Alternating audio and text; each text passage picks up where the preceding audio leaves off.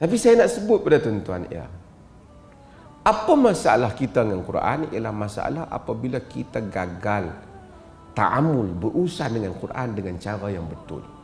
Saya nak sebut beberapa perkara, kemudian saya dan. Yang pertama ialah macam mana cara kita lihat Quran ni.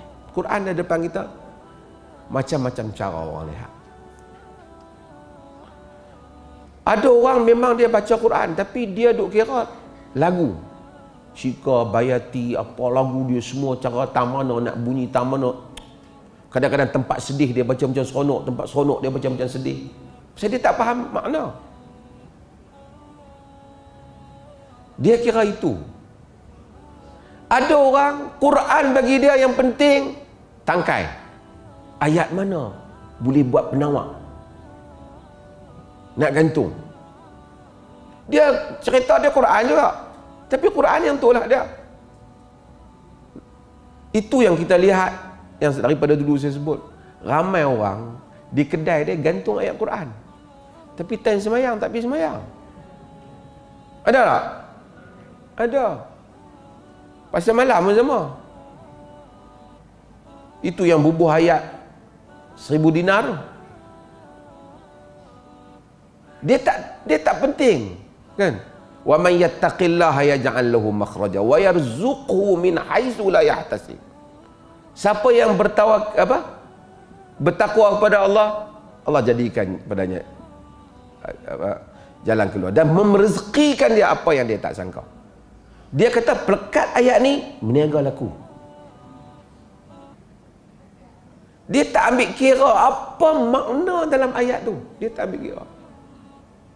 Pasal dia kira letak ancai. Itu kita pergi rumah orang kadang-kadang, dia gantung ayat. Dia boleh tanya, ustaz nak tanya, ayat ni dia kata bagus kalau gantung kat pintu. Makna apa? Dia tahu. Quran bagi dia yang tu. Dia tak penting untuk memahami makna. Macam orang baca ayat kursi juga. Dia kata aku baca ayat kursi, jin tak lari tu. Kuat tu jin tu. Orang baca ayat kursi dengan akidah. Dia baca ayat kursi kan dia tak faham apa. Tak ada akidah daripada ayat kursi tu. Bukan saya tak kata ayat tu ada kesan pada makhluk-makhluk ni, tapi demikian manusia. Ini adalah sebab sebahagian orang. Sebahagian orang dia cari dalam Quran isu yang dia mau saja. Dia orang politik, semua dia hafal ayat tentang politiknya. Ayat tentang politik. Oh, sekarang ni politik dengan Quran ni kekurang sikit ikut. Ayat politik semua dia hafal. Ayat yang nak mengenalkan musuh politik dia. Tapi ayat tentang akhlak, ayat tak boleh maki hamun orang, hak ni semua dia tak hafal. Hak ni semua dia tak baca. Dia baca hak tu saja. Dia nak kita tak malam ceramah dia kita tahulah ayat tu lah orang gelar. Ada orang dia mungkin tentang ekonomi. Dia kira nak cari ayat yang tang mana tang berniaga. Supaya dia pergi ke seminar mana-mana, ayat itulah yang dia ulas. Saya tak kata salah. Tapi saya nak sebut, Salah Fatah Khalidi menyebut bahawa ini adalah salah satu sebab kegagalan ta'amul dengan Quran. Setiap orang tidak melihat Quran dalam nazratul kamilah asyamilah, al-kuliyah asyamilah. Melihat Quran dengan kerangka keseluruhan. Quran bukan itu, Quran keseluruhan, Quran lengkap. Quran satu kehidupan. Tuan-tuan solat, kita baca Quran. Macam mana tuan-tuan bila kita baca Quran dalam solat? Kita bila baca Quran dalam solat kita rasa macam mana? Quran bawa kita kena pergi masuk laut. Dia bawa keluar kita laut, dia langkat kita pergi ke langit. Dia bawa mai kita ke darat. Suruh kita tengok alam. Dia bawa kita balik pada zaman Firaun. Dia bawa kita tengok Musa. Dia bawa kita pergi Nabi lain. Dia bawa kita zaman cabaran Quraisy. Dia bawa kita sebut. Quran membawa kita mengembara. Dalam satu muka, dua muka. Kita menjadi betul-betul insan yang melihat dunia ini pada segala sisinya. Itu Quran. Quran tak ada tajuk Firaun. Bawah semua. Nah. Dicelah cerita syurga, mari cerita Firaun. Dicelah cerita Firaun, mari, supaya dia tidak sempitkan kita cara kita berinteraksi. Sebab tu syakhsiyah mutakamilah, dia membentuk pribadi manusia. Pembaca Quran ni angle dia tu luas. Tapi kalau satu orang dia kata dia rujuk Quran, dia satu angle tu saja dia tahu. Dia tidak membaca Al-Quran secara keseluruhan.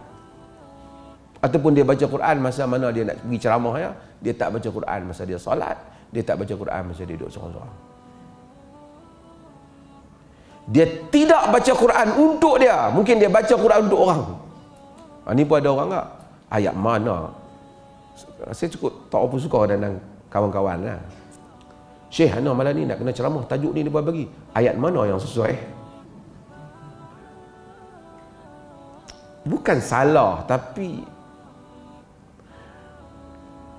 dia tak datang. Agenda kita dahulu, kemudian ayat Quran. Quran dahulu, kemudian disusun agenda kita.